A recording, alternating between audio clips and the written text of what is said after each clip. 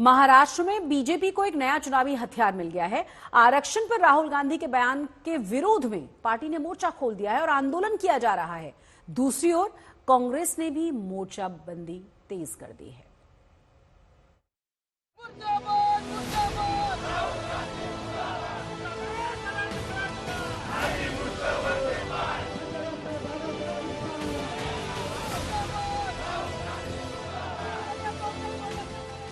महाराष्ट्र में बीजेपी ने मोर्चा खोल रखा है।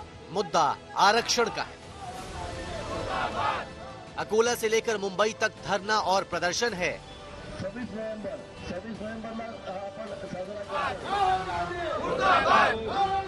अकोला में महाराष्ट्र बीजेपी के अध्यक्ष चंद्रशेखर बावनकुले ने अगुवाई की और गांधी नेहरू परिवार को आरक्षण विरोधी बता दिया।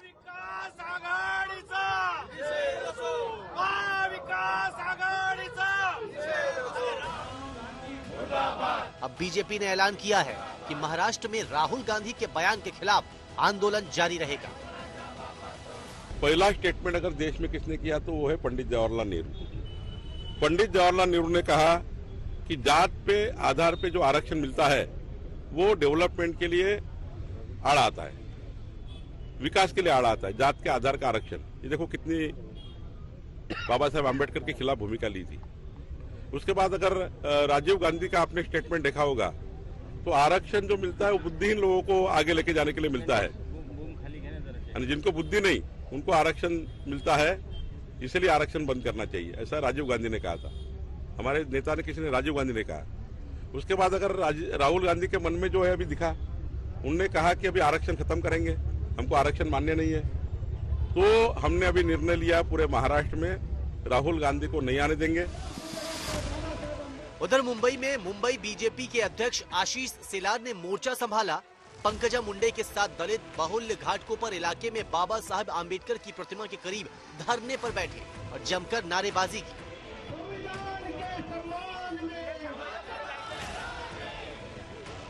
अब बीजेपी कह रही है कि जब तक राहुल गांधी चैत्य भूमि में आकर माफी नहीं मांगते, आंदोलन चालू रहेगा। कांग्रेस के नेता राहुल गांधी, उनका बयान पूरे दुनिया ने देखा है। अब कितना भी कवर अप करने का प्रयास वो करे, अपने दिलों से ये आक्रोश अभी हिंदुस्तान रोक नहीं पाएगा, उसको मर्यादा नहीं कर पाएगा। आरक्षण विरोधी और संविधान के खिलाफ की भूमिका, इसके ऊपर चैत्य भूमि में आकर राहुल गांधी नाक रगड़कर हिंदुस्तान की माफी मांगे, तब तक ये आंदोलन चालू रहेगा।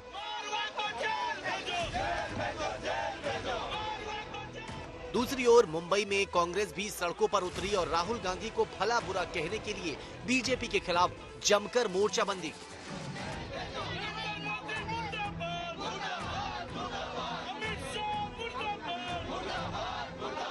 आपको ये समझना पड़ेगा, आदरणीय राहुल गांधी ये जननायक तो है, लेकिन संसद में प्रतिपक्ष नेता है विपक्ष के, और उस नेता के लिए आपको इस तरह से धमकाने का काम करना और ऐसी बात करना, इतनी ऊंची हरकत वहां से हुई है।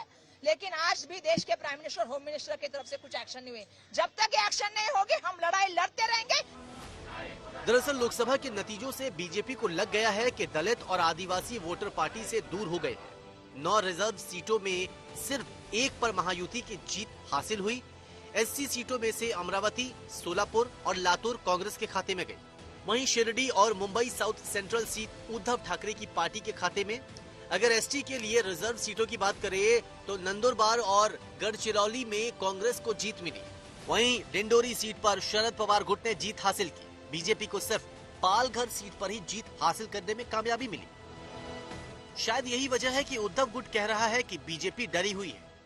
चूंकि बीजेपी इस समय विचलित है, कई विधानसभा के चुनाव होने वाले हैं, इसके लिए जानबूझकर राहुल गांधी जी की छवि को धूमिल कैसे किया जाए, राहुल गांधी जी को नकारा कैसे साबित किया जाए, और संविधान की जो मार पड़ी हुई है, जो आरक्षण और संविधान को लेकर भारतीय जनता पार्टी में करारी हार हुई है, उसको कैसे डैमेज कंट्रोल किया जाए, इसके लिए बीजेपी ये बदनाम करने वाली रणनीति लेकर आई है। लेकिन बीजेपी को लग रहा है कि आरक्षण पर राहुल गांधी का बयान पार्टी को एक बार फिर दलितों और आदिवासियों को पार्टी के करीब ला सकता है और शायद मराठा आंदोलन की धार को भी कम कर सकता है।